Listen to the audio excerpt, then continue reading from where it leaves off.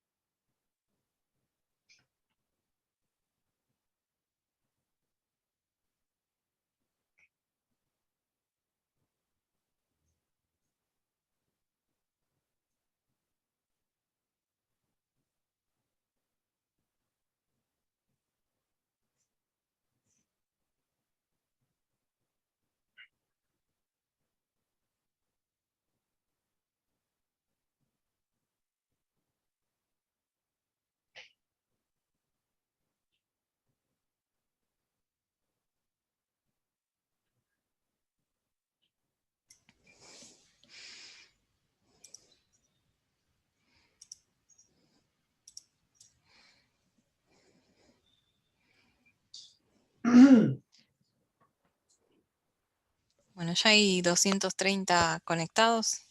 Ok, Si quieren, arrancamos. Bueno, dale, yo empiezo así, hablamos un poquito y vamos viendo.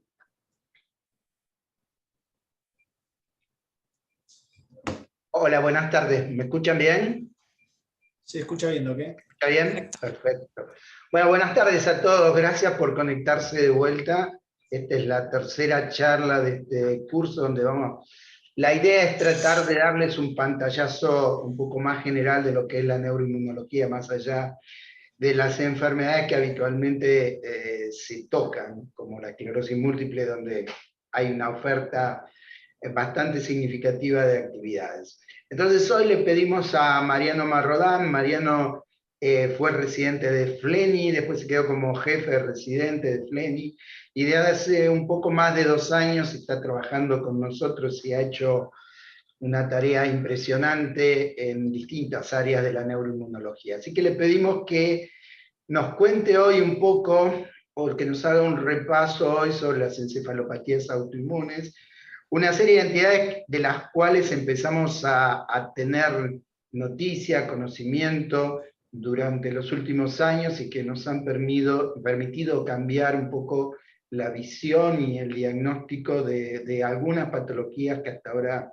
no teníamos claramente establecidas, algunas situaciones en pacientes con convulsiones, otras veces pacientes con estados de deterioro cognitivo, otras veces pacientes con demencias.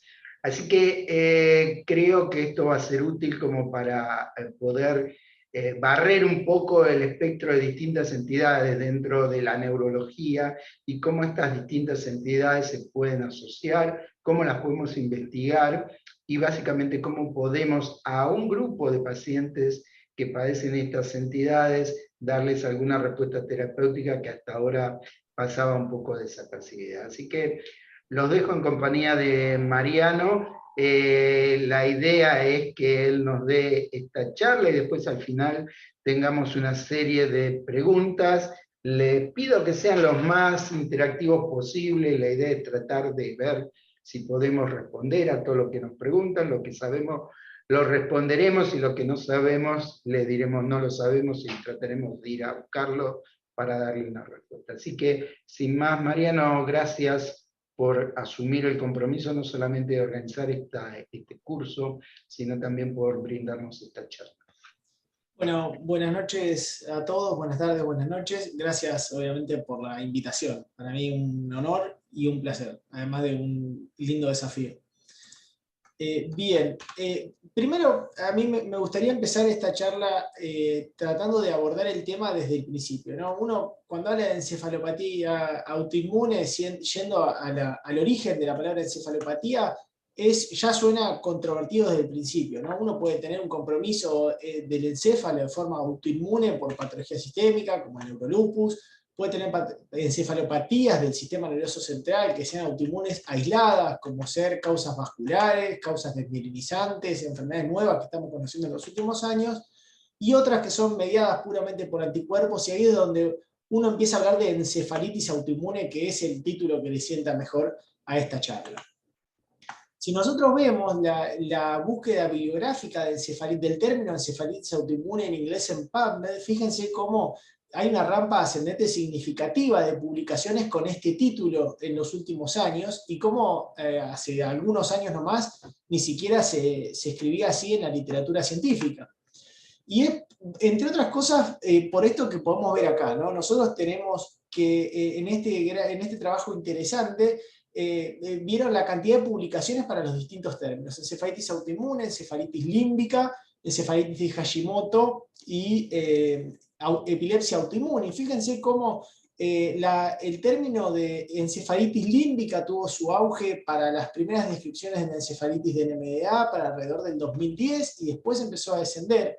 La encefalitis de Hashimoto tuvo un ascenso a principios de los años 2000 y hace algunos años viene un poco en caída, mientras que el término encefalitis autoinmune es el que se impone actualmente en la literatura, y ya vamos a ver por qué eso tiene una explicación.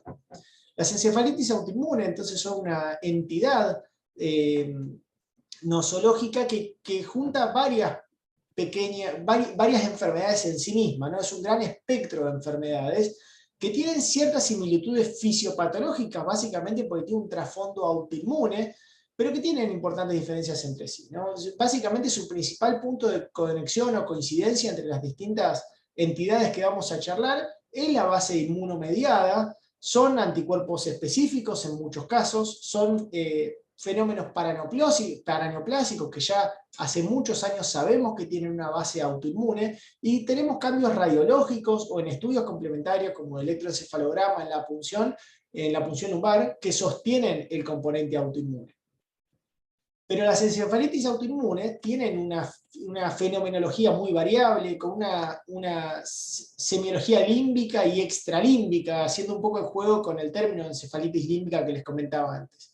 Hay un montón de clasificaciones para tratar de entender a este grupo de encefalitis inmunomediadas, pero sin duda la más clara es la que divide a las encefalitis según su target inmunológico, ¿no? Entonces sabemos que tenemos encefalitis inmunomediadas contra anticuerpos intracelulares y contra anticuerpos de superficie. Y si uno abre esta pequeña puerta ya nos encontramos con una lista que es expulsiva casi, porque es una lista de cosas que ni siquiera tienen sentido leerlas, pero que muchas de ellas revisten conceptos particulares. Entonces, entrando al mundo de las encefalitis autoinmunes, mejor dicho, a las encefalitis asociadas a anticuerpos contra antígenos de superficie, restringimos claramente este grupo de entidades, tenemos un link fisiopatológico y terapéutico todavía más similar, y vamos a dejar para un segundo plano a las encefalitis paraneoplásicas, o mejor dicho, mediadas contra antígenos intracelulares, y a los síndromes anti-GAD si es que llegamos con el tiempo. Bueno, la primera pregunta puede ser, ¿tiene sentido separar a estas entidades? Bueno, tiene sentido por lo menos para poder aprenderlas y para tratar de explicarlas. Vemos claramente en esta figura que es realmente muy clara que las encefalitis mediadas por anticuerpos de superficie, por anticuerpos contra antígenos de superficie, tienen claramente el rol de los anticuerpos en su fisiopatología, mientras que en aquellas mediadas por antígenos intracelulares hay primero un efecto citotóxico en las células T, posteriormente a la liberación antigénica, y eso es lo que nosotros estamos midiendo, es decir, nosotros estamos viendo un epifenómeno de la destrucción celular.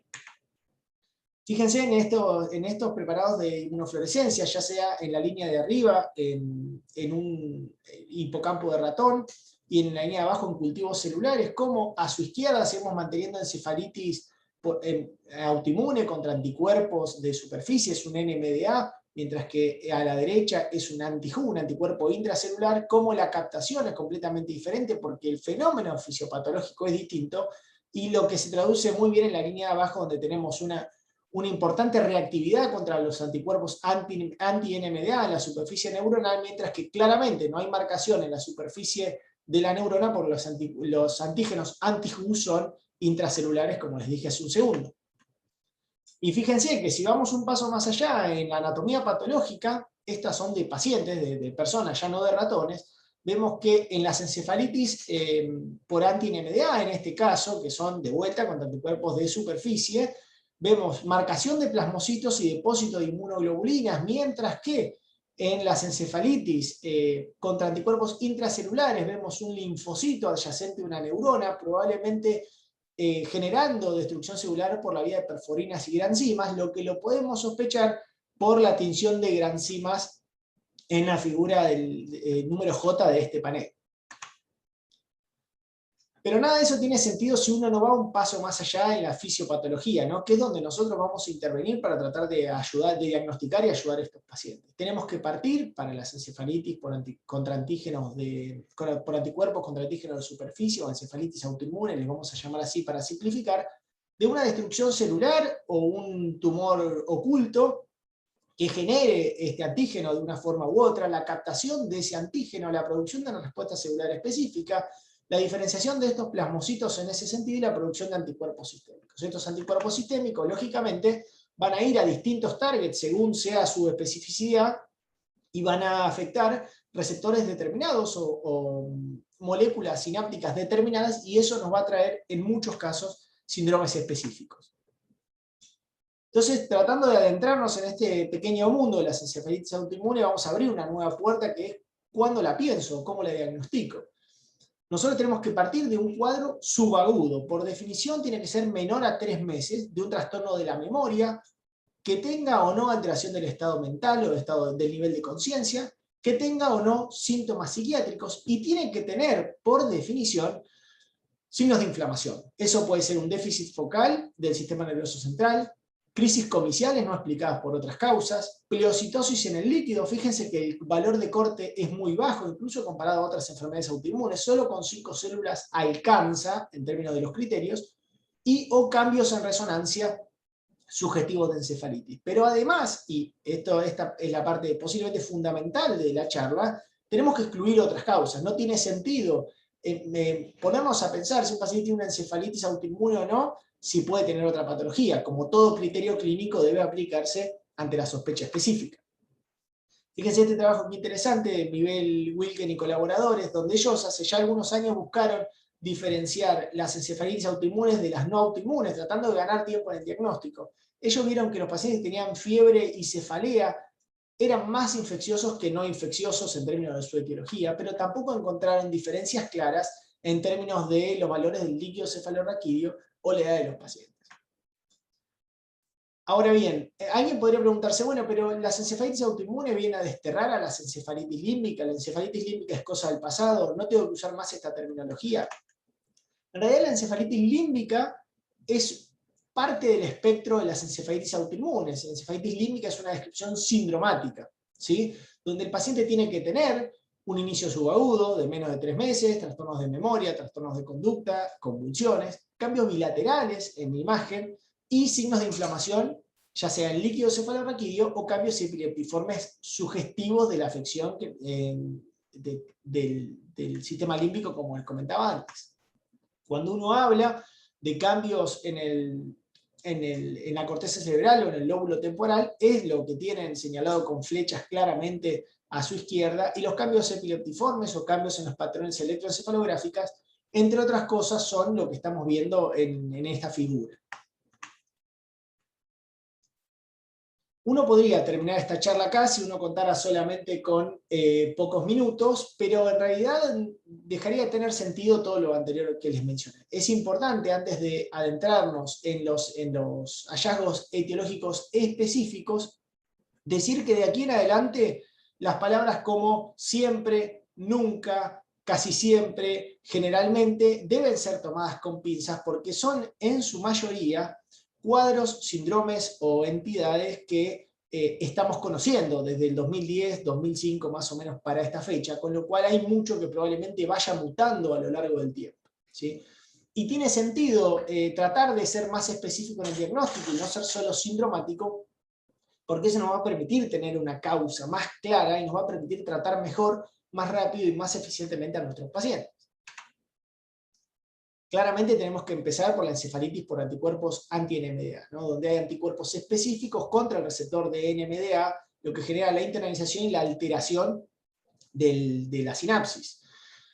La encefalitis por anti-NMDA, o mejor dicho, los anticuerpos antirreceptor de NMDA demostraron ser patogénicos también en animales, ya sea por infusión pasiva, por inmunización pasiva o por inmunización activa. Fíjense en este trabajo, fue el primero que demostró esto, un trabajo de Brain de 2015, donde los pacientes que eran inyectados con anticuerpos intraventriculares contra el receptor de NMDA, son la línea de abajo, tenían mucha menor rendimiento. Los ratones, esto eran ratones, ¿no? No lo aclaré, me parecía obvio, pero por las dudas, los ratones infundidos con los anticuerpos tenían francamente deteriorada su respuesta cognitiva en pruebas que están bien establecidas, e incluso tenían menos movilidad durante el experimento. Y luego del periodo de washout, los ratones se equiparaban en cuanto a su movilidad. Esto permitió desarrollar una teoría digamos, una vez que ya teníamos el síndrome, teníamos el anticuerpo, ¿qué pasaba? Bueno, básicamente fisiopatológicamente tenemos dos formas de tener una encefalitis por NMDA, siempre y cuando no sea por una causa no conocida. La más común es en el teratoma ovárico, donde es la que tiene más sentido de todas, donde hay tejido neuronal maduro. Esos antígenos contra el tejido neuronal generan la respuesta inflamatoria propia de cualquier noxa, cualquier estímulo agudo, y esos anticuerpos específicos van por difusión, por la sangre, básicamente, al sistema nervioso, y eso genera la respuesta inmune de la encefalitis anti-NMDA. Hay un porcentaje de pacientes, casi hasta un 30% luego de encefalitis herpéticas, que pueden desarrollar encefalitis NMDA, ¿no? Esto es súper interesante y probablemente se cree que el mismo daño del herpes y la destrucción neuronal libera los receptores de NMDA, donde se produce la respuesta antigénica, y otra vez volvemos a empezar al mismo circuito de la respuesta inmunológica específica. Sabemos que la encefalitis por anticuerpos anti-NMDA se da mucho más en pacientes jóvenes, especialmente en mujeres jóvenes, y ahí es donde tiene sentido lo del teratoma ovárico que les decía anteriormente.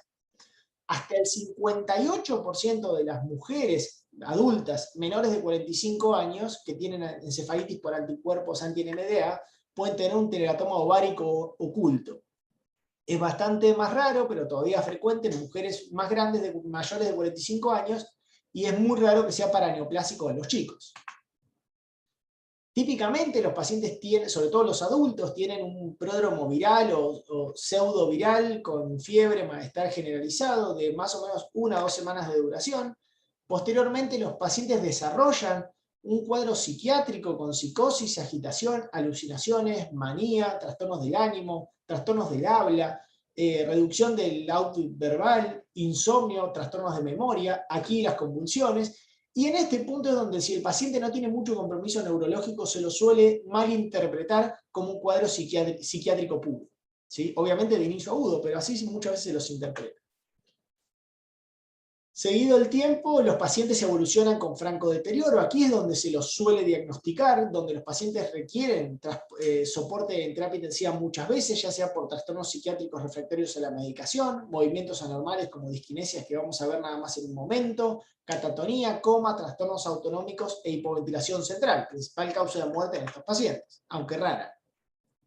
Y luego de un tiempo, fíjense que los pacientes pueden tener un tiempo de recuperación bastante lento, incluso hasta los 2 años, donde quedan con trastornos de memoria, trastornos disejecutivos, impulsividad como una manifestación psiquiátrica, desinhibición, o bien los trastornos de memoria que, como les comentaba recién. Fíjense este ejemplo, una paciente que tuvimos hace un tiempito, que empezó con un síntoma psiquiátrico puro. De hecho nos costó mucho diagnosticarla, hasta que no empezó, justamente como les decía, con síntomas psiquiátricos. Fíjense qué interesante, esta paciente ya estaba en la terapia, ya estaba diagnosticada, ya llevaba varias semanas de internación y tenía estas disquinesias orales que son bastante características de este síndrome. Pero estos pacientes, como les dije recién, también pueden tener convulsiones como tenía esta misma paciente en periodos alternantes de tiempo. Este es otro paciente que estaba en este momento catatónico y tenía estos movimientos orofaciales. Obviamente por una cuestión de privacidad, los ojos del paciente fueron tapados, pero todos los pacientes dieron su conformidad para que datos suyos, ya sean resonancias o videos o fotos, estén en la presentación. Fíjense, este mismo paciente, como les decía, tiene un movimiento distónico intermitente de la mano derecha, en el momento que estaba con toda esta constelación de movimientos anormales. Les dije que podía darse en niños por si hubiera algún pediatra conectado. Los chicos suelen tener menos pródromo febril, menos pródromo de cefalea, menos de esta cosa que podría confundirse con una infección viral. Esta sintomatología psiquiátrica es mucho menos evidente en los niños, es menos evidente también que tengan trastornos de memoria, y es muy raro que tengan hipoventilación central los chicos. ¿Cómo lo diagnosticamos?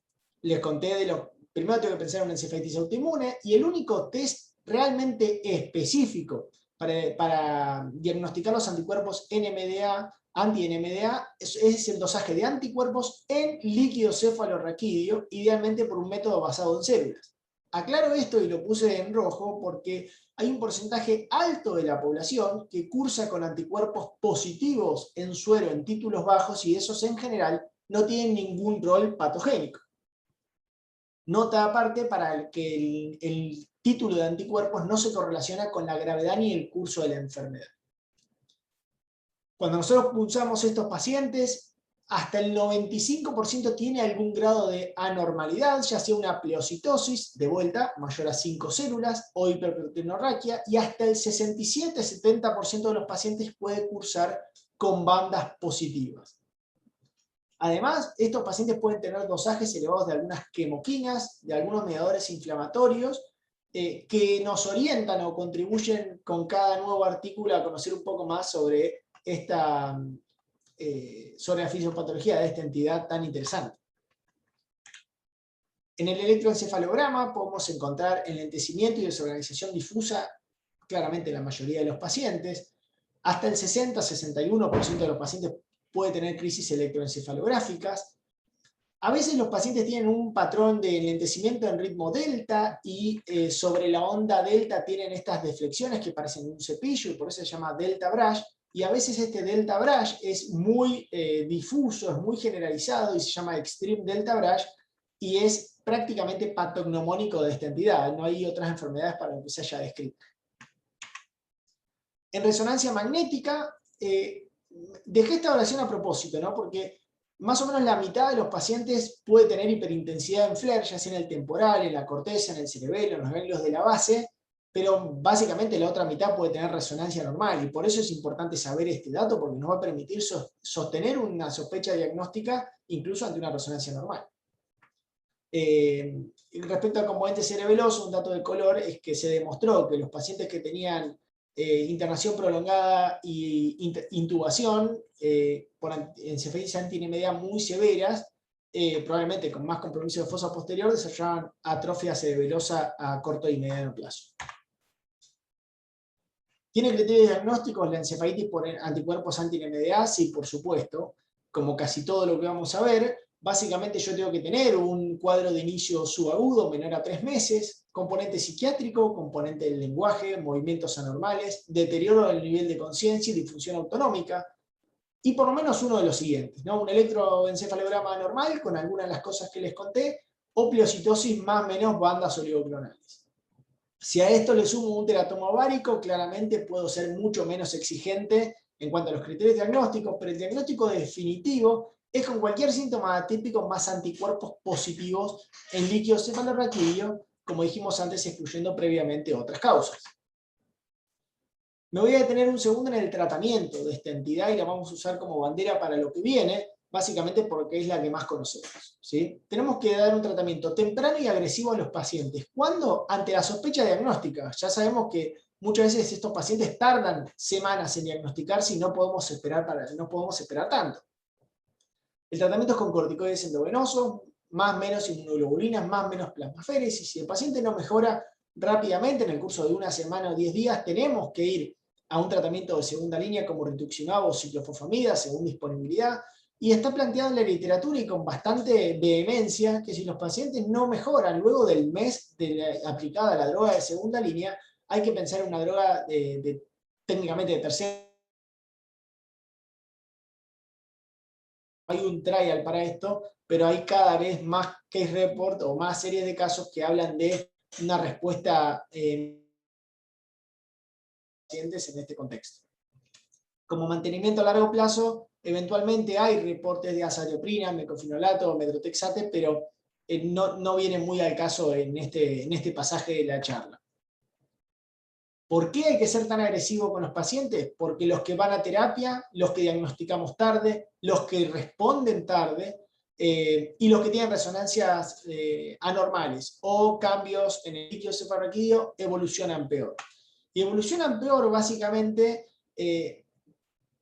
por el siguiente punto, pero o sea, en un modelo de regresión multivariado, estos autores compararon todas estas variables que yo les comentaba y se fijaron que ser admitido en terapia, no mejorar después de 4 semanas de tratamiento completo, no recibir tratamiento en el primer mes sintomático, tener una resonancia normal y tener más de 20 células, fíjense cómo subieron el corte de líquido cefalorraquídeo, aumentaba mucho el pronóstico funcional. El pronóstico aquí se midió por MRS, que es una escala de independencia, básicamente, tanto que la deambulación, y le dieron un punto a cada uno de estos factores. Cuanto más factores de mal pronóstico tenés, básicamente peor evolución en los pacientes a un año.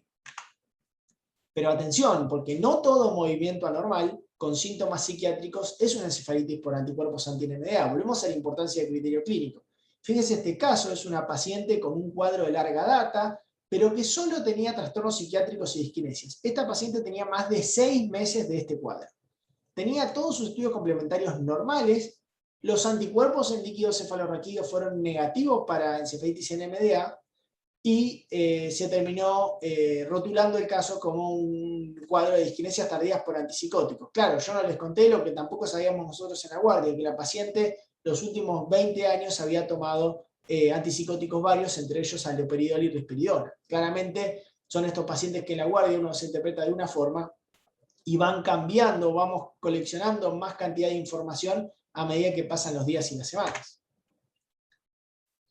Dejando por un segundo atrás encefalitis por anticuerpos anti-NMDA, donde podríamos estar hablando toda la charla, vamos a meternos un segundo a la encefalitis contra canales de potasio. Contra canales de potasio, bueno, en realidad ya sabemos hace varios años que la encefalitis por canales de potasio es un término un poco en desuso, donde hoy deberíamos hablar por encefalitis anti-LGI1 y encefalitis anti-CASPR2.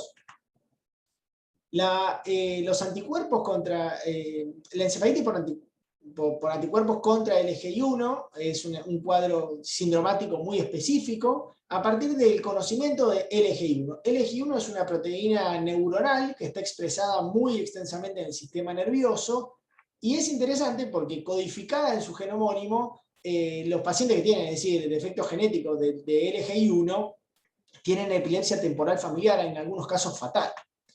Estos pacientes tienen anticuerpos específicos, el bloqueo por anticuerpos de LGI1 genera la internalización de AMPA y el cuadro que vamos a ver en una diapositiva nada más. Tiene una prevalencia bajísima, esto es un estudio holandés donde vieron que menos de 1 por millón. Se da en pacientes mayores a la población de NMDA, es un poco más frecuente en varones y generalmente es no paraneoplásica. Lo característico, lo típico, lo que todos conocemos, es la aparición de crisis facio-braquiales distónicas, es decir, movimientos rápidos, unilaterales de tipo distónicos de cara y brazo, o de brazo y pierna, o de cara y pierna, como vamos a ver en un video, son visibles hasta en el 50% de los pacientes. Hasta un 65% de estos pacientes debuta con hiponatremia, dato importante para tener del laboratorio, y pueden tener un componente límbico asociado en un porcentaje alto. Fíjense este paciente que vino a la consulta básicamente por bradipsiquia y estos movimientos que vamos a ver, ¿no? Fíjense que el paciente está hablando y de repente tiene un movimiento distónico rápido de segundos de duración de la mano y la cara, ¿sí? Esto dura unos segundos, se le va, el paciente vuelve a conectar, está perfecto y de repente lo hace del otro lado. Un poco más útil. Este paciente tuvo anticuerpos anti-LGI1 positivos en suero, como vamos a ver en un minuto nada más. Típicamente estos pacientes tienen crisis focales o crisis facio-braquiales distónicas, con hiponatremia, les dije, un porcentaje muy alto.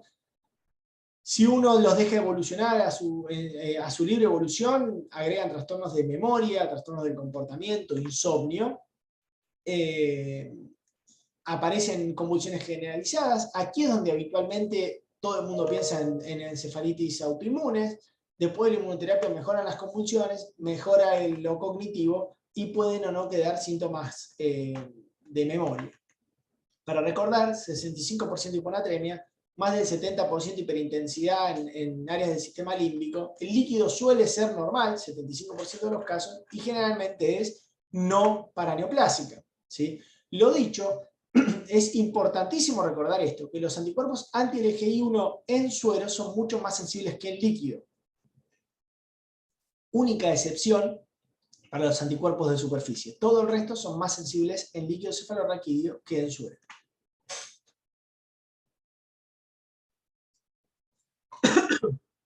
Perdón. Fíjense qué interesante este paciente, con hiperintensidad ganglio-basal, que luego del tratamiento resolvió, incluso quedó con un poquito de atrofia. Era una mujer de 60 años con hiponatremia, crisis focales, con anticuerpos anti-IgG1 positivos, en este caso en líquido cefalorraquídeo. Esta es una imagen de la literatura donde refleja algo muy parecido a lo que vimos con la paciente anterior. Perdón. Los pacientes para anti-IgG1 cuentan con un trial donde se comparó gamma globulina contra corticoides. Se vio que los corticoides parecen ser un poco más efectivos que la gamma globulina para resolver el cuadro, pero se vio también que hasta el 20 o 30% de los pacientes, en contexto del tapering de esteroides, cursa con recaídas.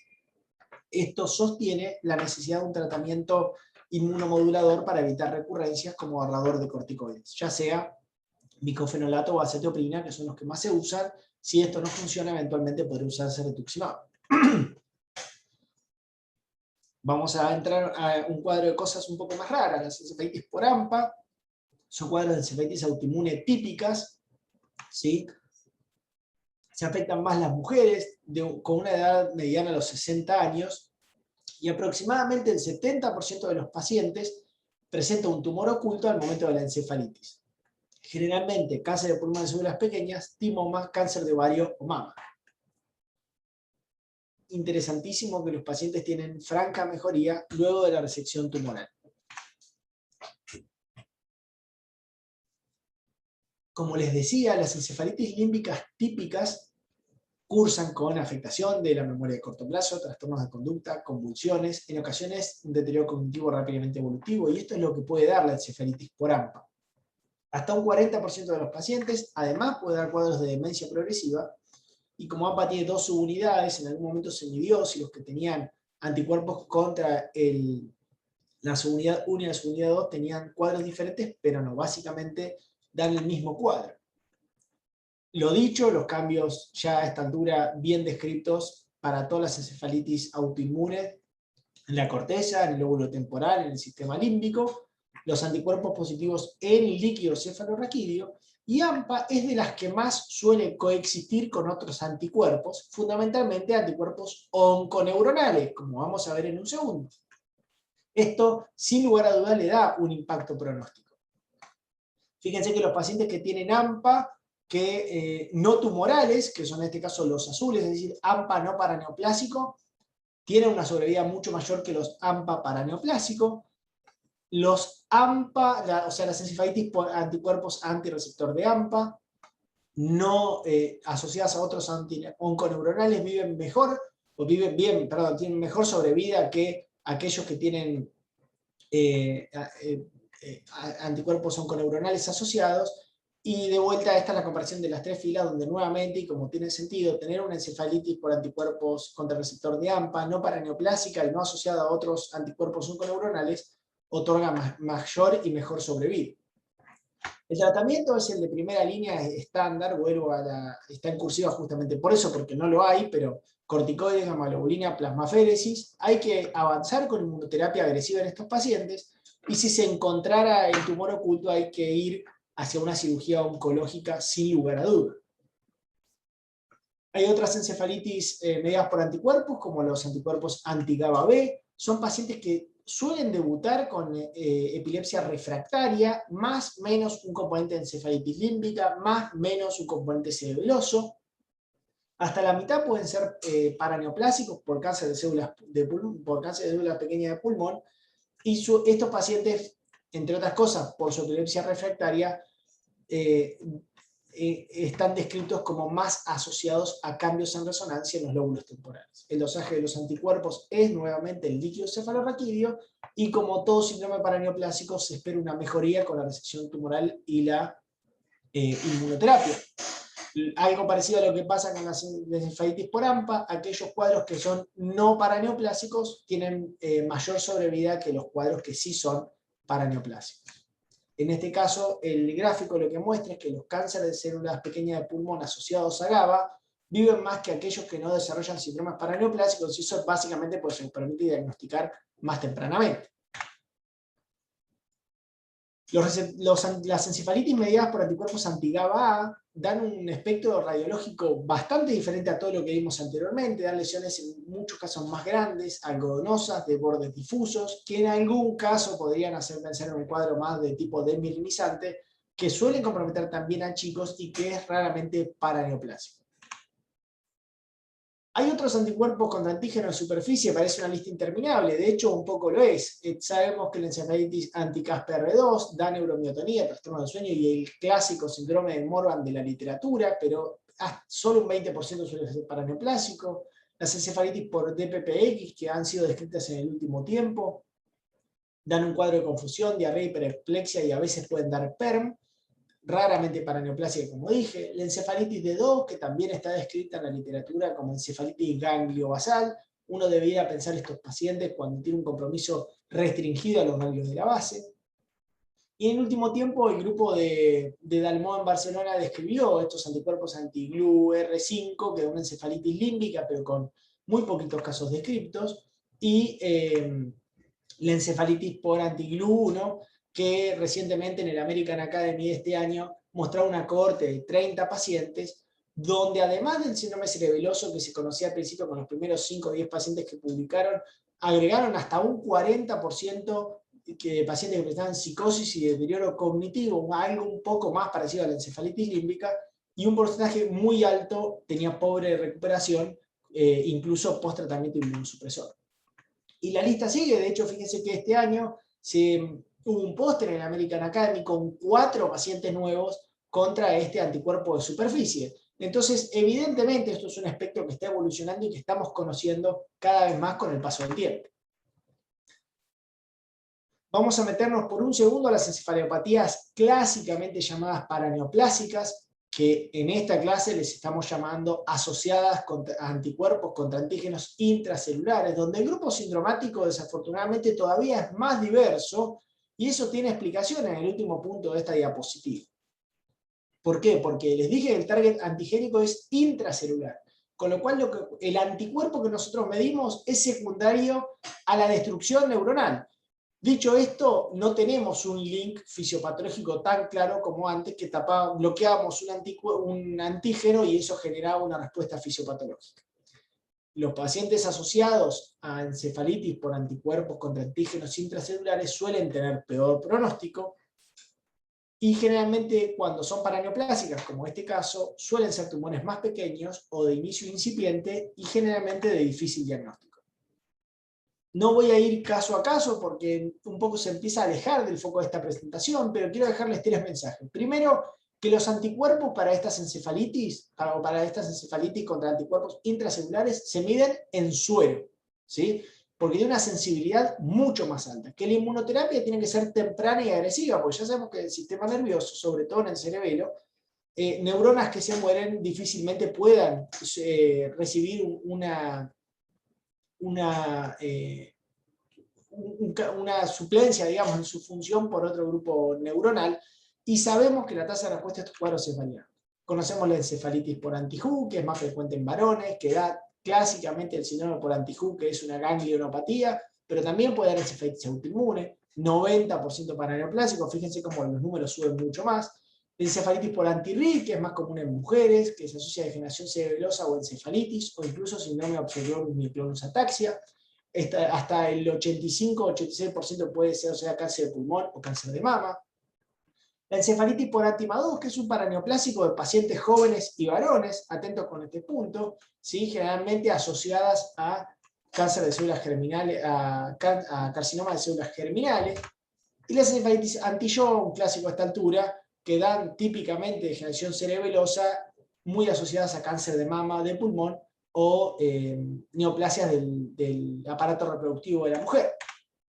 También las encefalitis por CRAM5, más común en hombres y mujeres, pero un poco más grandes por cáncer de pulmón o timulo.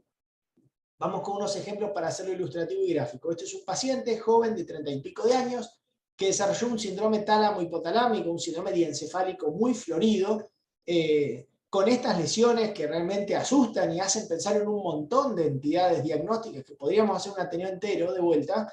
Este paciente tenía un cáncer de testículo que no conocía y diagnosticamos en la internación, y tenía anticuerpos anti-MA2 positivos en suero. Mientras que esta señora es una mujer que vamos a escuchar primero.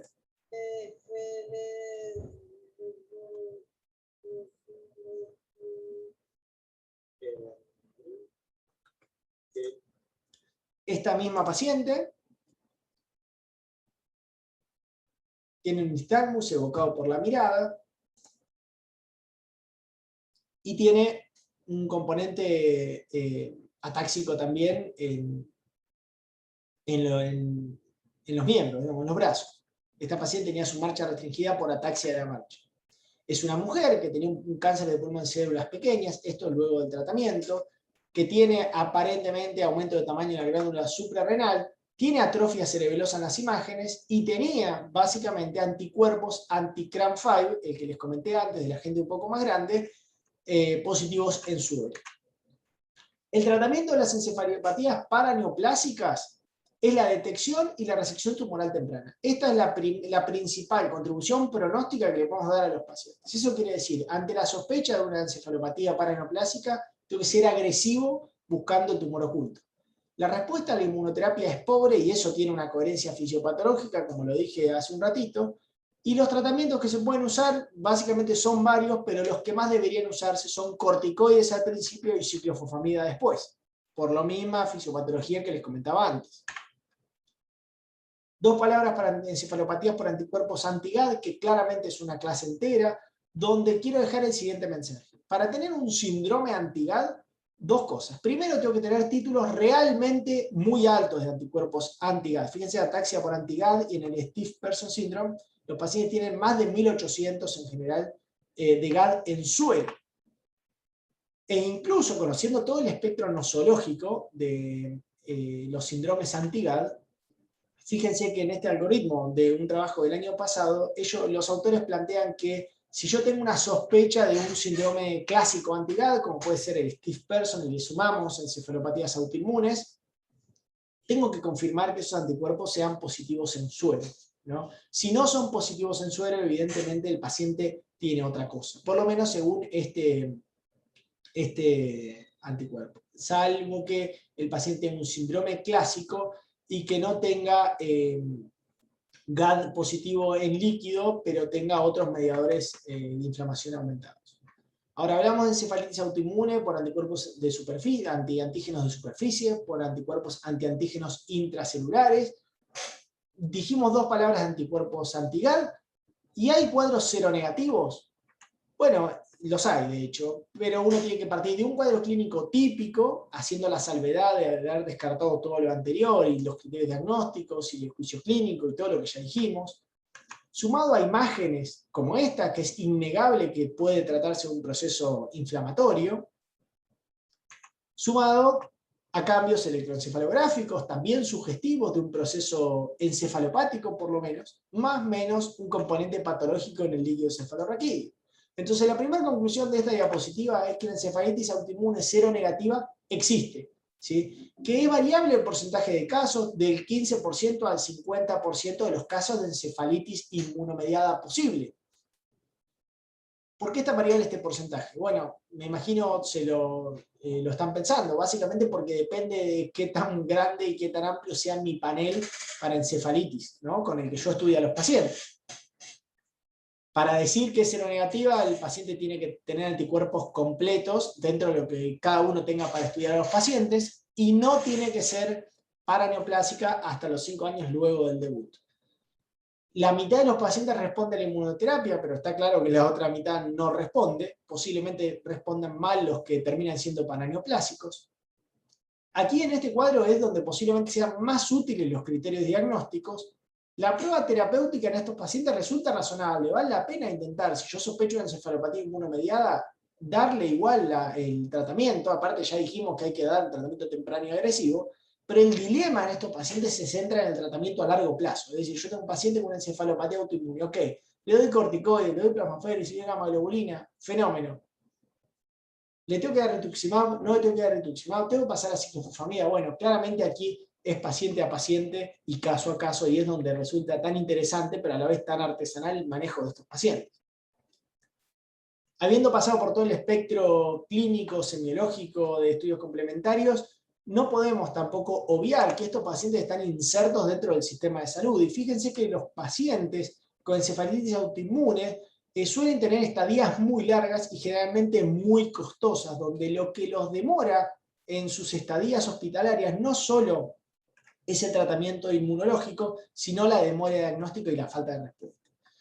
Dicho esto, y para empezar a cerrar, partimos de un cuadro de inicio subagudo, con compromiso del sistema nervioso central, con una sintomatología muy variable. Es indispensable en estos pacientes tratar de tener un diagnóstico temprano. Tenemos que buscar en todos los pacientes el componente paraneoplásico. Y es muy importante poder contar con un diagnóstico etiológico específico. Como en muchas otras cosas, esto nos va a permitir darle a un paciente, entre otras cosas, un pronóstico y un esquema terapéutico un poco más dirigido. En cuanto a los lineamientos comunes del tratamiento, tenemos una primera línea, corticoides en altas dosis, inmunoglobulina, plasmaféresis y tratamiento del tumor, si lo hubiese. Un pasaje rápido a drogas de segunda línea, y esto posiblemente sea lo que más he aprendido de la lectura para preparar esta clase, porque se insiste con esto a lo largo de la literatura y a veces uno es un poco reticente a ir más allá, pero está claro que los pacientes se benefician mucho más. Y de vuelta, y ya cerrando, necesitamos un diagnóstico temprano y agresivo en estos pacientes. Tenemos que ir con un screening oncológico profundo, como ser PAN-TC más menos PET, ecografía transvaginal y ecografía mamaria o resonancia mamaria y ecografía testicular según el caso. Indispensable, obviamente, contar con el criterio clínico para sospechar una encefalitis autoinmune y no sobreestudiar un montón de pacientes que ni siquiera cumplen criterios clínicos. Tenemos que valorar la prueba terapéutica contra la inmunosupresión, porque tampoco es gratuito a cualquier paciente darle 5 pulsos de sobrumedrol, gamma-globulina o darle plasmaféresis. Y sin lugar a duda tenemos muchísimo por conocer y por entender en estas entidades, donde si nosotros damos esta charla, el año que viene seguramente la tengamos que cambiar porque algo de lo que dijimos haya cambiado o haya aparecido algún cuadro, algún síndrome nuevo. Me gustaría dejar como última diapositiva, antes de pasar a las preguntas, esta cita del libro de Susana Callahan. Susana Callahan es una periodista de Nueva York, que en 2010 o 2012 tuvo encefalitis por anticuerpos anti-NMDA. Como le pasa a muchos pacientes, ella tuvo un cuadro de inicio febril, con esta cefalea, lo que les conté, un cuadro psiquiátrico muy florido, y recién después tuvo las convulsiones, y recién después el deterioro del sensorio, que es como se le diagnosticó, y ella, entre otras cosas, en su reflexión final dice que se pregunta, si yo que estuve en un hospital bueno, donde me estudiaron mucho, donde me internaron y demás, estuve tanto tiempo sin tratamiento y sin diagnóstico, ¿cuántas personas estarán en institutos de rehabilitación, en geriátricos, en centros de tercer nivel, en institutos psiquiátricos, sin un diagnóstico para esto, ¿no? Y de hecho, si nos pusiéramos a sumar entre todos, seguramente encontraríamos un porcentaje muy alto de pacientes que ha pasado directa o indirectamente primero por un instituto de estas características antes de ser diagnosticado de esta entidad. Sin más, quedo abierto a las preguntas para intentar responderlas. Gracias, Mariano. Muy buena la charla, una puesta al día, y sobre todo creo que vale rescatar el hecho de que has mostrado experiencia propia, imágenes propias, electroencefalogramas propios, o sea que esto es más allá, va más allá de la búsqueda de la literatura únicamente. Entonces, tenemos muchas preguntas, así que vamos a empezar en honor del tiempo, a empezar con ellas. La primera está referida a las encefalitis anti-NMDA, y dice, ¿cuánto tiempo se espera para considerar que el tratamiento de segunda línea, o sea, de ciclofamida o rituximab, ha fallado? Y dice, si la persistencia de crisis disautonómicas y o distónicas en un paciente en UTI es razón suficiente para hacer un escalamiento más agresivo a terapias combinadas. Bueno, es una muy buena pregunta. Lo que está escrito y lo que está recomendado es que si dentro del mes del tratamiento con drogas de segunda línea, llámese rituximab o ciclofosfamida, no encontramos una respuesta clara, uno debiera escalar ese paciente. Sabemos que tampoco el tiempo de acción de la ciclofosfamida o el rituximab es de un mes, ¿no? Con lo cual es donde de vuelta se vuelve un poco artesanal, posiblemente por la falta de experiencia que contamos. Yo creo que si el paciente está estable, uno lo puede esperar un poco. Si el paciente está empeorando, claramente hay que tomar cartas en el asunto.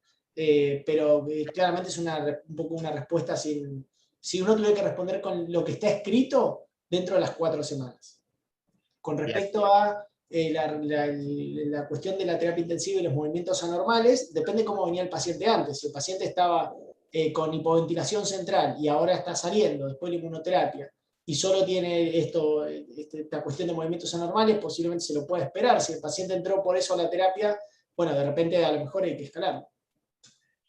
Bien, la próxima pregunta dice, muy interesante y clara su ponencia. ¿Cuáles serían los tumores asociados a encefalitis por NMDA en niños? Me refiero a que ese 5% de tumores asociados a síndrome del sistema nervioso central, si pueden ser cualquier clase de tumor, y en los adultos y especialmente en las mujeres con encefalitis por NMDA, ¿cómo estudiaría la rutina en búsqueda de un tumor? Bueno, en niños la verdad que hay muy pocos casos descritos, ¿no? Y no hay algo tan claro, tan lineal. Hay pacientes con linfomas, hay pacientes con tumores varios, en su mayoría, si no recuerdo mal, eran linfomas, pero no hay algo tan categóricamente asociado. Sí se ve en niños el post-encefalitis herpética, ¿no? Lo que antes conocíamos como la recurrencia de la encefalitis herpética. Posiblemente muchos de esos pacientes, de hecho esos pacientes respondían a corticoides. Es probable que muchos de esos pacientes hayan sido, como decía, encefalitis por anti-NMDA no diagnosticados. Y me perdí la segunda parte de la pregunta. El screening oncológico en la mujer con encefalitis anti-NMDA.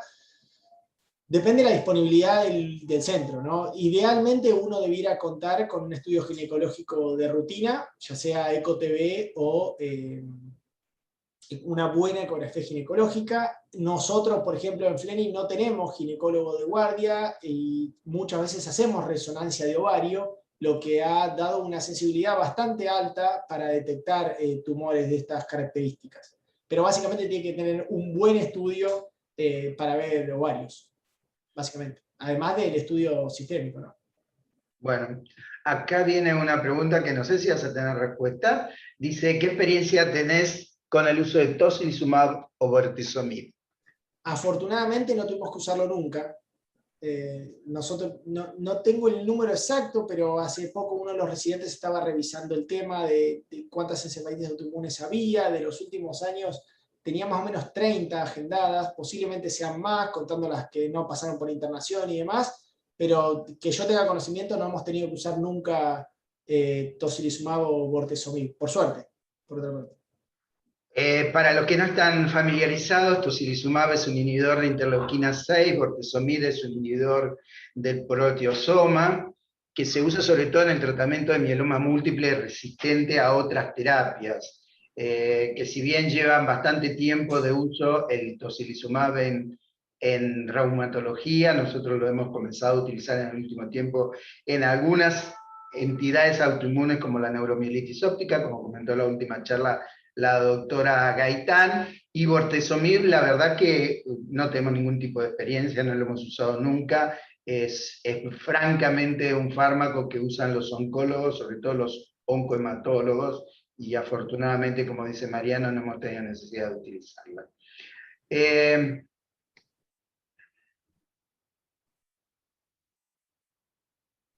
¿Es conveniente hacer corticoides más plasmaféresis en lugar de uno de los dos? Bueno, generalmente se hacen de forma aditiva, ¿no? Porque estos pacientes es muy raro que mejoren espectacularmente con los corticoides, con lo cual generalmente lo que se hace es corticoides. Si el paciente no mejora, ya sabemos que tenemos que ser agresivos, pasamos a plasmaféresis. Si el paciente no mejora, pasamos a gamma-globulina y ahí ya estamos casi pisando el tiempo del rituximab o la ciclofosfamida, llegado el caso, si no mejoró. Esa generalmente es la secuencia. Bien.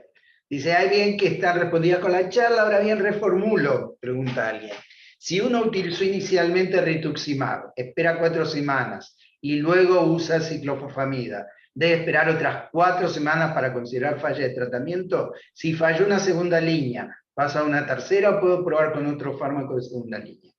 Es una muy buena pregunta. De hecho, posiblemente es una pregunta sin respuesta correcta, porque de lo que yo leí, por lo menos vamos a hacer al revés, de lo que yo leí no encontré ese planteo en la literatura. No obstante, tiene sentido, antes de probar drogas, teniendo en cuenta que no hay un head-to-head, ¿no?, de estas drogas para esta entidad, tiene sentido ir por las drogas que nosotros conocemos, de las que disponemos, de las que sabemos usar, antes de pasar a drogas que a lo mejor tenemos un poquito menos de experiencia. De vuelta, eso no está planteado de esa forma, por lo menos en las recomendaciones. Tiene sentido, y de hecho creo que se podría hacer perfectamente. ¿De qué me aferro para tratar empíricamente estos pacientes con pulso de glucocorticoide al ser tan inespecífica la presentación clínica? Y si no responden, insisto en la etiología inmunomediada y hago inmunoglobulinas, hago plasmaféresis o reconsidero el diagnóstico. Bueno, buenísima la pregunta. Sin lugar a duda, ¿de qué nos aferramos? De los criterios diagnósticos. Si uno tiene un paciente con un síndrome, un cuadro psiquiátrico de inicio reciente, que agrega un cuadro cognitivo, más o menos convulsiones, que tiene algún parámetro de inflamación, ya sea cambios en el electroencefalograma, cambios en la resonancia compatibles o cambios en el líquido cefalorraquídeo, sin duda hay que tratarlo. Ahora, si uno tiene solo un paciente que tiene no sé, un debut de una psicosis a los 17 años, o 18, 20 años, que no tiene nada más, bueno, de repente uno puede estudiarlo, pero posiblemente no lo trate empíricamente. Para eso básicamente están los criterios clínicos. Dicho esto, es interesante mencionar un trabajo de Lancet de hace unos años que estudiaron a todos los debuts de psicosis con anticuerpos contra encefalitis por anti-NMDA en suero. Un 5% de los pacientes tenía NMDA positivo en suero, pero ninguno tenía el cuadro compatible con encefalitis anti-NMDA. No obstante, es posible que si cualquiera de nosotros, no sé, yo no soy psiquiatra, soy neurólogo, si yo me cruzo un paciente con un debut de psicosis que tiene algo más, seguramente lo estudio a fondo para asegurarme que no se me está pasando una encefalitis por NMDA, ¿no? Bien. Dice, en relación un poco también a esto, ¿qué parámetros podríamos tomar para decir que hay mejoría después del tratamiento antes de pasar a segunda o tercera línea? Básicamente que mejore de donde estaba. Si el paciente estaba con síntomas más conductuales, que hayan mejorado. Si el paciente estaba con déficit de memoria, que eso haya mejorado. Si el paciente tenía convulsiones, que haya mejorado las convulsiones, que haya mejorado la frecuencia. Básicamente que mejore del piso desde donde arrancó. En caso grave de encefalitis por anti-NMDA, ¿hasta cuántos ciclos de plasmaféresis se realizan antes de pasar a segunda línea? ¿Se combina la plasmaféresis con ciclofosfamida? Y si hay alguna sugerencia para el tratamiento sintomático de los movimientos anormales, del insomnio o de la excitación psicomotriz. Es una buena pregunta de vuelta. Están siendo, van levantando cada vez, se va más exigente, me están empezando a poner contra las cuerdas, pero básicamente generalmente lo que se busca hacer es darle al paciente tantas sesiones como aguante el catéter. No sabemos si en otras entidades que usamos plasmaféresis hace mucho más tiempo, no sabemos si 5 o 10 sesiones son mejores, o 7, o la verdad que no lo sabemos, menos en esto. Uno pensaría en darle, si se puede llegar a 10, mejor, porque cree que es mejor, es más tratamiento, pero la verdad que no lo sabemos. Hay pacientes que han recibido de todo, porque no sé, tuvo una trombosis yugular y se sacó el catéter con 5 y quedó con 5, pacientes que hicieron 7, es muy variable. Con respecto a ir sumando tratamientos, teniendo en cuenta que esto ocurre en cuestión de días, posiblemente uno haga uno, después el otro, porque la verdad es que entre hacerlo de un jueves a un lunes o de un jueves a un jueves es lo mismo, claramente ahí es lo mismo, ¿no? Por lo menos me parece. Con respecto al tratamiento sintomático, hay una guía publicada en JNNP recientemente donde hablan de esto.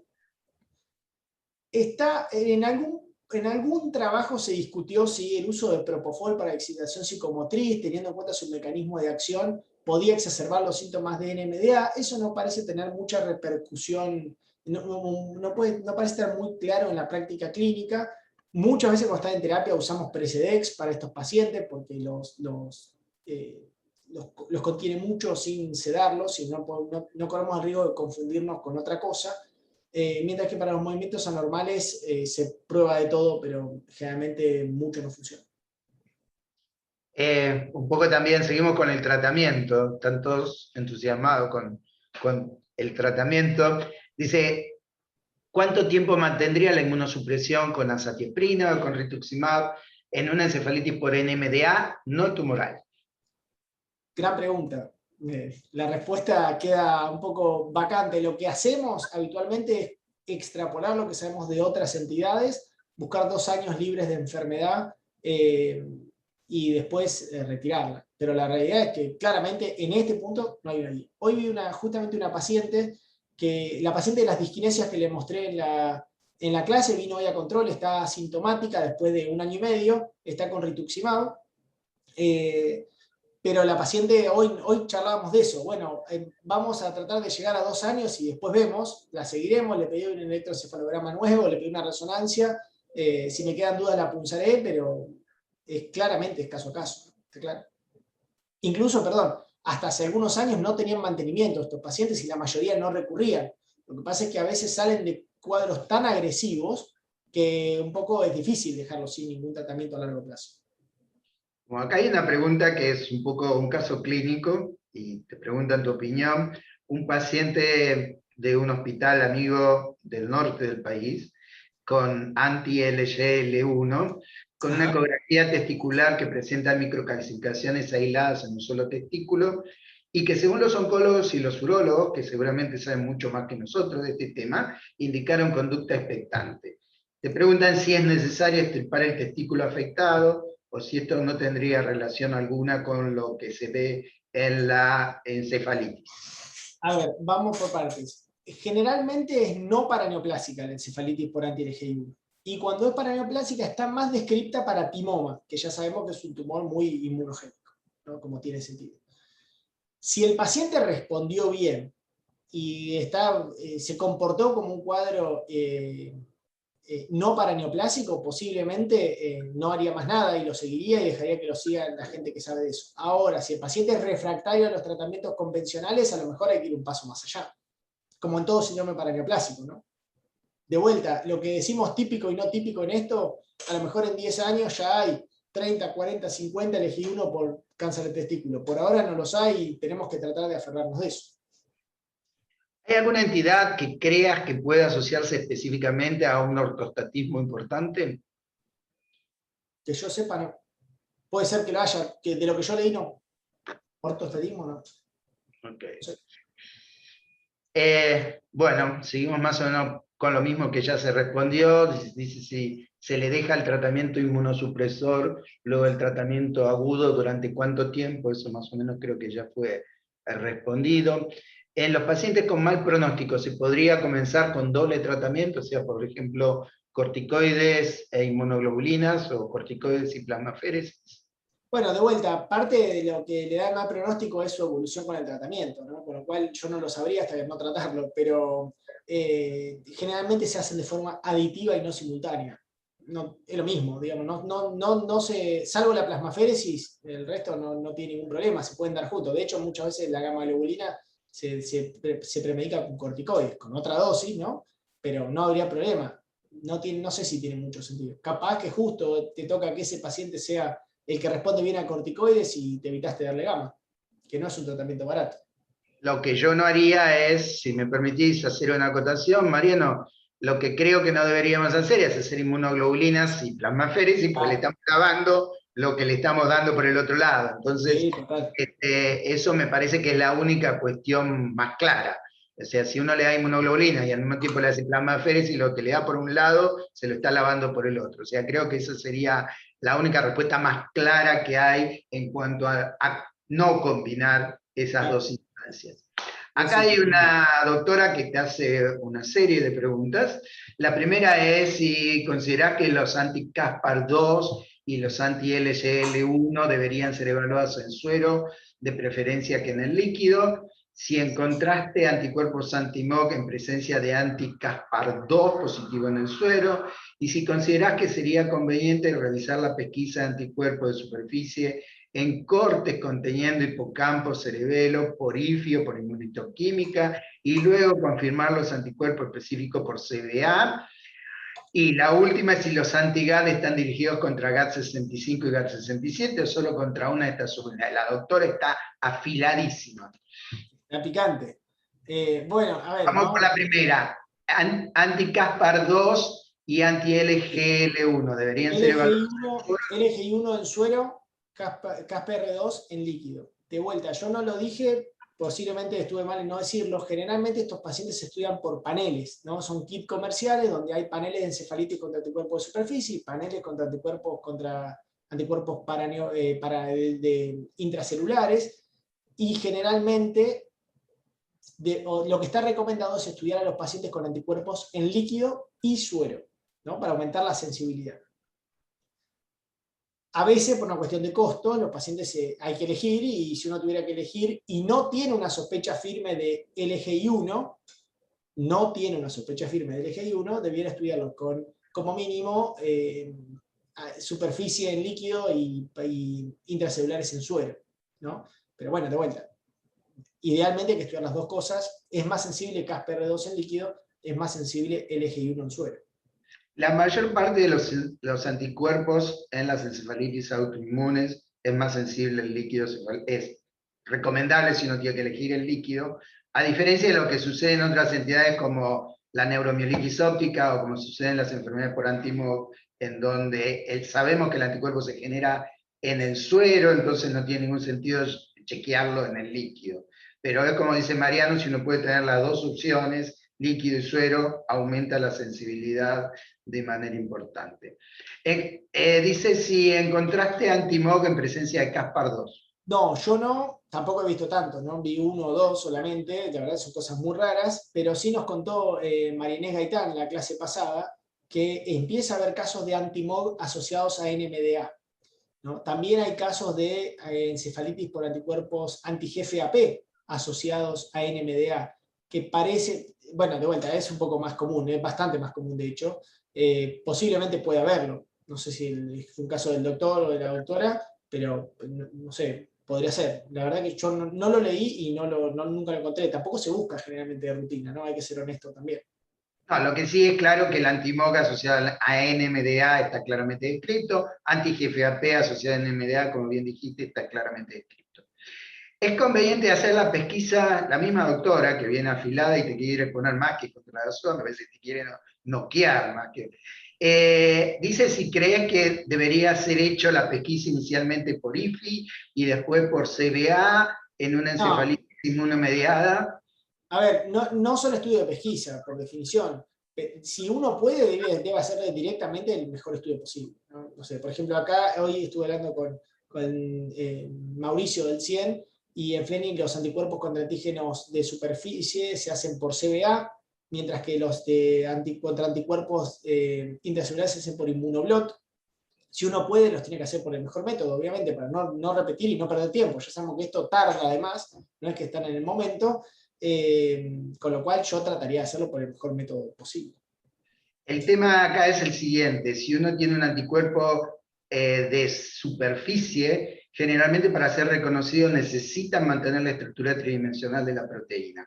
Con lo cual, cuando uno hace un inmunoblot o hace un ELISA, desnaturaliza la proteína y entonces tiene la chance de que sea un falso negativo. Por eso el CBA es mucho más sensible, por ejemplo, los anti-MOG, que necesita uno mantener la estructura tridimensional de la proteína para que el anticuerpo lo reconozca. Entonces, como esto es tan variable y puede variar de anticuerpo en anticuerpo, de antígeno en antígeno, pero todo aquello que sea antígeno de superficie, en general necesita mantener la estructura tridimensional de la proteína, y ahí yo sugeriría directamente ir al CBA. Si es un antígeno intracelular, ahí el Western blot o la inmunofluorescencia o la inmunohistoquímica podrían ser mucho más interesantes y más importantes para la detección. Y la última de la doctora es si los anticuerpos anti-GAT que viste o que describiste son anti-GAT contra CD65 o GAT65.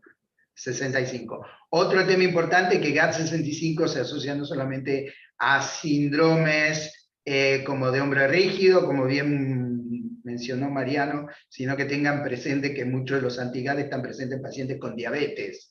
Entonces, cuidado con eso, también como para agarrarse solamente del anticuerpo si el cuadro no es lo suficientemente claro. Bueno, la doctora te exprimió lo suficiente. Pacientes con alta sospecha de encefalitis, la imposibilidad de realizar inmediatamente la extracción de líquido para buscar anticuerpos, NMA o el que fuera. ¿Qué réditos tenemos luego de realizar el tratamiento en forma empírica? Se debe seguir con un protocolo para minimizar los costos, según prevalencia en el caso y no contar con presupuesto. Sí. ¿Cuál sería tu secuencia de anticuerpos para hacer? Ok, a ver, un poco ahora sí es donde tenemos que agarrarnos del criterio clínico y de lo que sabemos o de lo que hemos leído. A estos pacientes hay que punzarlo siempre, con lo cual líquido ya vamos a tener, salvo que uno esté en una situación de imposibilidad, por lo menos se puede congelar el líquido y después vemos qué hacer, ¿no? Una vez que partimos de tener líquido cefalorraquídeo, si el cuadro es típico de encefalitis anti-NMDA, cumple el criterio de encefalitis anti-NMDA, con diferencia lo estudiaría primero, porque es claramente la más común, ¿no? Esto en paralelo a que este paciente ya por lo menos va siendo tratado con las drogas, con los tratamientos de primera y segunda línea. Ahora bien, si el paciente tiene crisis faciodistónica, es un varón de 60 años, tiene hiponatremia, le voy a pedir directamente LGI1 en suero, está clarísimo. Si el paciente tiene una neuromiotonía por electromiograma y además está encefalopático y tiene un timoma, le voy a pedir un CASPR2. Pero bueno, ahí sí es donde yo apelo un poco a lo más común, ¿no? No siempre es tan común. Y cuando no es tan común hay que ir por lo más frecuente primero. Acá plantean que obviamente no es fácil en muchos lugares hacer el dosaje de anticuerpos. Y eso es una realidad que lamentablemente vivimos, y bueno, a veces por eso, incluso en los síndromes paraneoplásicos, la clasificación de posibles síndromes paraneoplásicos en función de no tener la chance del dosaje de anticuerpos. ¿Cómo tratarías una recaída por encefalitis por NMDA? De la misma forma que una primera... No son tan comunes las recaídas por encima, no es tan común que sean recurrentes, pero si lo hubiera, de la misma forma que se trata el debut. Ok. Ahora vienen una serie de preguntas que ya de alguna forma fueron contestadas. Un cuadro de anti-NMDA confirmado luego del tratamiento con corticoides, gamma y rituximab con mejoría clínica. Hay un empeoramiento de los síntomas nuevamente, se debería realizar un nuevo ciclo de gamma o de corticoides. Eso es un poco lo que decías recién. Esto vuelve a las recaídas después del tratamiento. En ese paciente yo insistiría en la búsqueda del paraneoplásico, ¿no? Posiblemente ese paciente, total y absolutamente especulativo, pero un paciente que recurre así después de tanto tratamiento posiblemente tenga un tumor que no encontramos antes. Bien. Te preguntan cuál es la experiencia que tenemos en el estudio de los anticuerpos con paneles y cuáles son los que existen. Bueno, nosotros usted capaz se acuerda mejor, Doc, ¿el 100 hace cuánto está operativo? ¿Hace desde 2014? No, un poco menos. 4 a 6 años. Hace más, vamos a ponerle 5 años que está operativo el 100. Contamos con los paneles para hacer... El 100 es el laboratorio de neuroinmunología. Claro, bueno, es el laboratorio de neuroinmunología que tenemos en FLENI. Tenemos paneles para hacer encefalitis autoinmunes, básicamente las de rutina, salvo las últimas descriptas que son GLU5, GLU1 y esta nueva que le mostré, que fueron 4 casos presentados en un póster, que seguramente venga un papel en Neurology en cualquier momento. Y para las paraneoplásicas, básicamente están todos los de esa tabla del continuum que mostré con los cuadraditos colorados, Antijuyo, RI, Stagad, y todo, está anfificina y un montón más que ni siquiera me metí a nombrar porque podríamos estar hablando hasta las 10 de la noche nombrando así pseudo palabras y poniéndole un síndrome al lado, ¿no? Acá viene una interesante. Dice... Pero perdón, Doc, perdón. Sin duda me parece que estos pacientes hay que estudiarlos por paneles. Si uno tiene la posibilidad, obviamente. Si no tiene la posibilidad, no la tiene. Bien. Con la gran cantidad de literatura emergente que hay sobre el microbiota, con cuadros autoinmunes y cuadros del sistema nervioso central, ¿opinás que podría pensarse en terapia de recuperación de la microbiota como tratamiento de primera línea en pacientes con encefalitis autoinmune? No. No porque, a ver, primero no porque no sabemos lo suficiente. Más allá de un montón de cosas que podemos pensar, claramente nos falta información. Incluso nos falta evidencia de otras enfermedades para asegurarnos que eso pueda funcionar. Y no en el segundo punto porque les conté que son pacientes que si yo no ataco rápidamente con tratamiento les va mal. ¿no? Les va mal en el agudo y les va mal en el crónico. Con lo cual, yo personalmente iría por lo seguro hasta en tanto en cuanto haya evidencia mejor en otro sentido. Es claro que todavía sabemos muy poco de cuál es. Sabemos que el microbiota impacta en varias de las enfermedades autoinmunes del sistema nervioso central, que el eje del sistema nervioso central con el intestino es claro, que hay células que migran del intestino al cerebro y son causantes de cuadros, de distintos cuadros. Hay células NK que migran, hay células plasmocitarias que migran, pero la verdad que todavía no sabemos muy bien cuál es la composición de ese microbiota en enfermedades que son mucho más comunes, como la esclerosis múltiple, por ejemplo, y que hagan pensar de que pueda ser importante el tratamiento. Recién empezamos a despuntar algo en algunas de las enfermedades donde tenemos grupos de bacterias que son protectoras y grupos de bacterias que no son protectoras, o que son predisponentes a la agresividad sobre el sistema nervioso central. Creo que en estos cuadros, con tan pocos casos que existen en términos generales, es poco probable que tengamos una respuesta por ese lado. Tengan en cuenta, nosotros estamos estudiando el microbioma en pacientes con esclerosis múltiple y nos planteamos en un estudio internacional que para poder tener respuesta a esta pregunta puntual necesitamos al menos 2.000 pacientes. Con lo cual, con estos cuadros que son tan poco frecuentes, creo que al menos en el corto plazo o en el mediano plazo va a ser difícil que podamos dar una respuesta a eso. ¿Qué dosis de corticoides se usa de ataque y de mantenimiento? Generalmente se usa pulso de solumedrol, como muchas otras entidades autoinmunes. Acá no hay mucha discusión, hay que darles con todo, así que vamos con 5 gramos, sin saber claramente si son 3 mejor que 5, pero bueno, una respuesta que no tenemos, pero se usan 5 gramos de solumedrol. Después se usan dosis altas de meprednisona hasta empezar a lograr la remisión clínica y empezar a un tapering lento, progresivo. De vuelta, extrapolado de otra experiencia con otras entidades inflamatorias de las que sabemos un poquito más.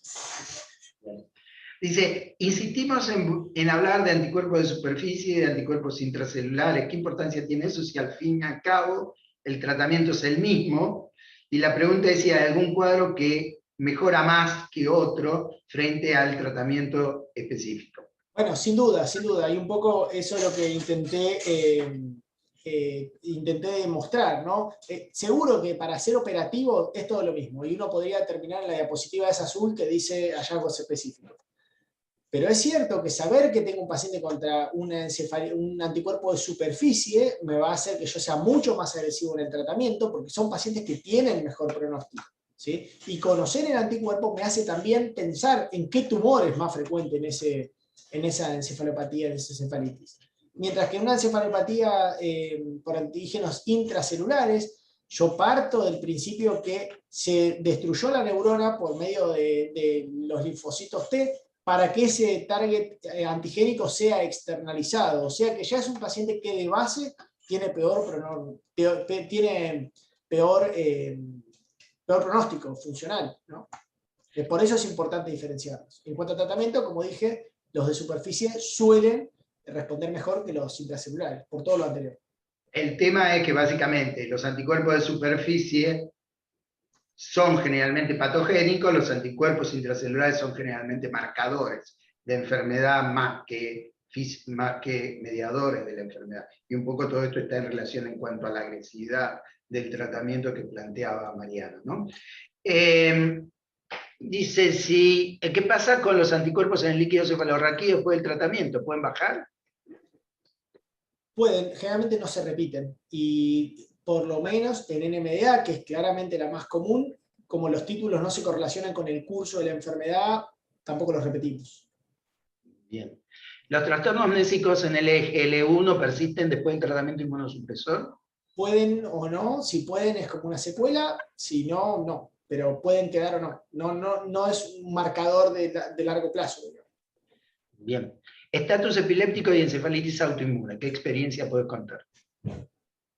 Y si uno lo dice así, tan simple, uno tiene que pensar en encefalitis por GABA B, porque es la que más está descrito como debut con estatus. Pero básicamente, si uno empieza a desandar ese paciente y antes tenía un síntoma febril, tuvo un cuadro tipo gripal hace un mes y todo el último mes tuvo un trastorno psiquiátrico no afiliado y además había empezado con crisis focales y trastorno de memoria la última semana, bueno, claramente es un espectro distinto.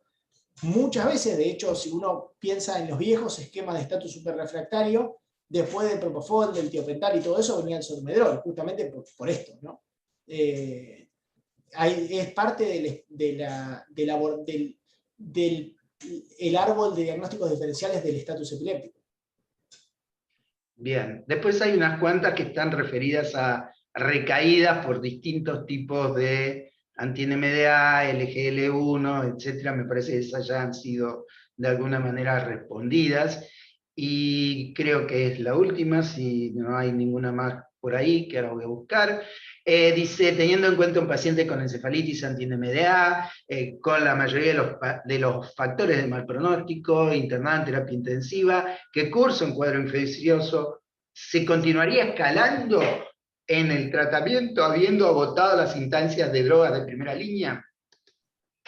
De vuelta es de esas preguntas que uno posiblemente no pueda responder de forma genérica. Lo que nosotros hacemos es intentar consensuar con los infectólogos. Donde ellos nos dan luz verde, nosotros avanzamos. A veces el paciente está en shock séptico y claramente no puede recibir ciclofosfamida porque puede ser peor el remedio que la enfermedad, pero donde el paciente nos da un poquito de margen y los infectólogos nos autorizan, seguimos, sí.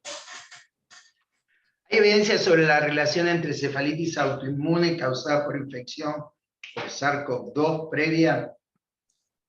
Buena pregunta. Que hay pacientes que tienen como una encefalopatía posterior, se ha hablado mucho y han inundado la literatura y los programas de televisión y las entrevistas de esta neblina post-infección, pero como encefalitis autoinmune per se, yo no he leído nada en las últimas semanas. Bien. Bueno, esto tal vez tenga relación con lo que comentaba vos, de que a veces algunos cuadros de encefalitis post-herpética que recidivan y que uno piensa que es una nueva recaída de la encefalitis herpética, en realidad es una encefalitis autoinmune secundaria a la infección. La verdad que sí, es esto, no sabemos qué pasa con la infección por SARS-CoV-2 más allá de esta neblina post-COVID que está descrita y que parecería estar relacionada con la afectación de la microglía, pero de la cual sabemos poquito todavía, pero que parece ser cada vez más frecuente sin llegar a considerarse claramente una encefalopatía. Los pacientes tienen algún cuadro confusional o de deterioro cognitivo, pérdida de memoria, etcétera, pero creo que todavía no está tan claramente filiada como para poder determinarla como tal.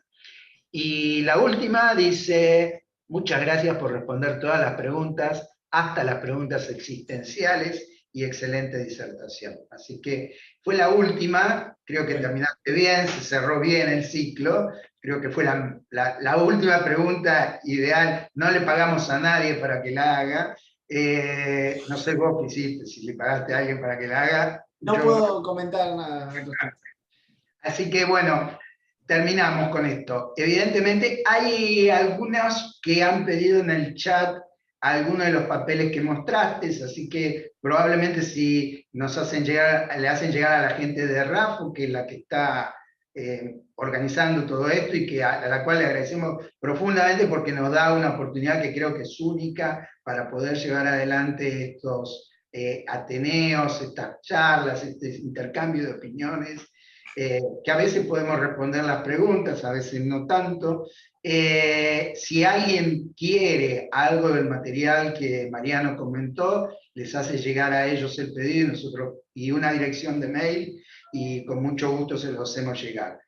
No le podemos hacer llegar el material que presentamos de los pacientes, eso seguro, porque hay una cuestión de confidencialidad de los pacientes, pero sin lugar a dudas no tenemos ningún inconveniente de hacerle llegar el material bibliográfico sobre el cual parte de la charla de Mariano estuvo basada. Y vuelvo a tomar un tema, esto no es solamente una charla basada en la medicina de la evidencia, sino en la medicina de la experiencia de haber visto estos pacientes, lo cual hoy afortunadamente en nuestro centro podemos hacerlo y que no es un hecho habitualmente común, en donde uno no solamente lee la literatura, sino que también se nutre de la experiencia que tiene con estos pacientes, y que es sin duda donde uno aprende y aplica lo que leyó. O sea que creo que eso es un rasgo muy importante de la charla de hoy de Mariano que quiero rescatar.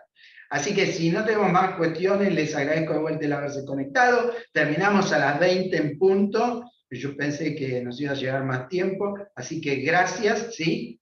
Un único comentario. El mes que viene la charla es de la doctora Serika Relit, donde nos va a contar sobre un montón de otras enfermedades inmunomediadas del sistema nervioso central, que seguramente valga la pena presenciar porque tiene muy buena pinta.